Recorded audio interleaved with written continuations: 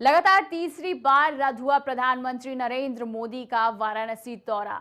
इससे पहले भी वाराणसी दौरे पर जाने वाले थे प्रधानमंत्री नरेंद्र मोदी संसदीय क्षेत्र, लेकिन इस बार फिर से बारिश ने डाली खलल इस वाराणसी दौरे पर और पीएम मोदी का ये दौरा किया गया रद्द।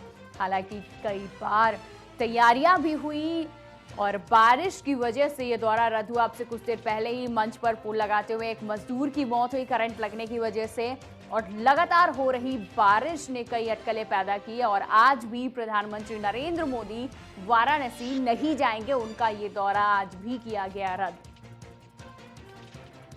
तो बनारस वासियों को करना होगा और भी इंतजार एम्स ट्रॉमा सेंटर के खुलने का, और भी कई अहम तोहफे देने वाले हैं प्रधानमंत्री नरेंद्र मोदी अपने संसदीय क्षेत्र वाराणसी को। लेकिन इसके लिए हमेशा कभी मौसम साथ नहीं तो कभी प्रधानमंत्री का व्यस्त कार्यक्रम।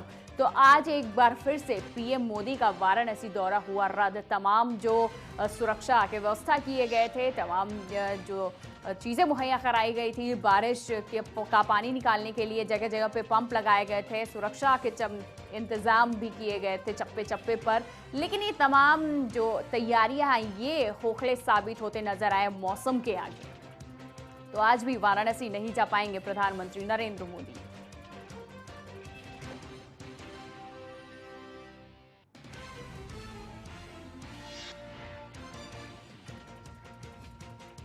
तो लगातार तीसरी बार वाराणसी का यह दौरा हुआ रद्द प्रधानमंत्री नरेंद्र मोदी का, और वाराणसी की जनता को करना होगा अभी और इंतजार।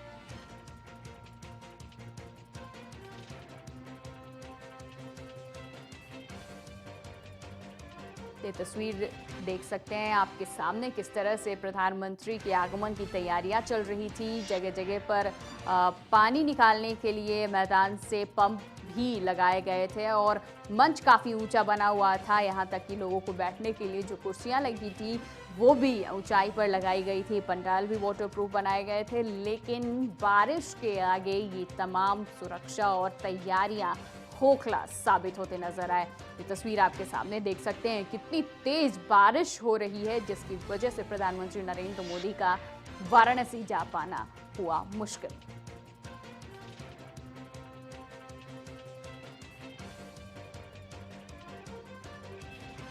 चले इस खबर पर ज्यादा जानकारी के लिए हमारे साथ हमारे संवाददाता शैलेंद्र सिंह जुड़ चुके हैं। शैलेंद्र, एक बार फिर से वाराणसी जनता को झटका करना होगा और भी इंतजार, पीएम का दौरा हुआ रद्द।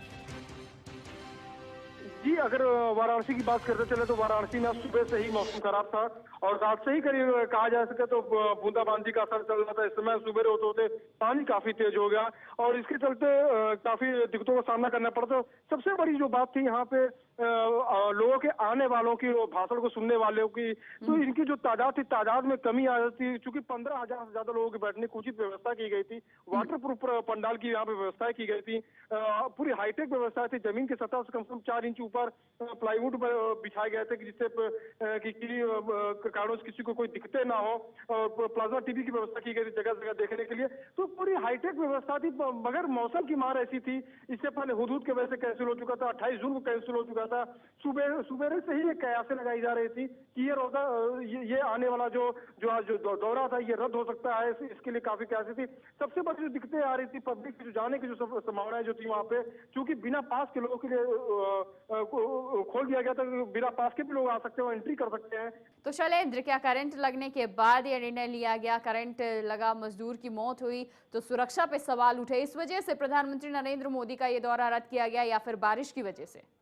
जी, बारिश एक सबसे अहम भूमिका थी इसमें। बारिश की वजह से अगर बात की जाए तो बारिश के चलते सबसे बड़ी बात थी कि यहाँ पे पब्लिक की जो इकट्ठा होने की जो संभावना जो थी वो कम हो गई, तादाद कम हो गई थी। वो किसी भी प्रकार से अच्छा ना था। जहाँ पे 15,000 लोगों के बैठने की जो व्यवस्था की गई थी वहाँ पे बहुत कम संख्या होने के चांसेस थे।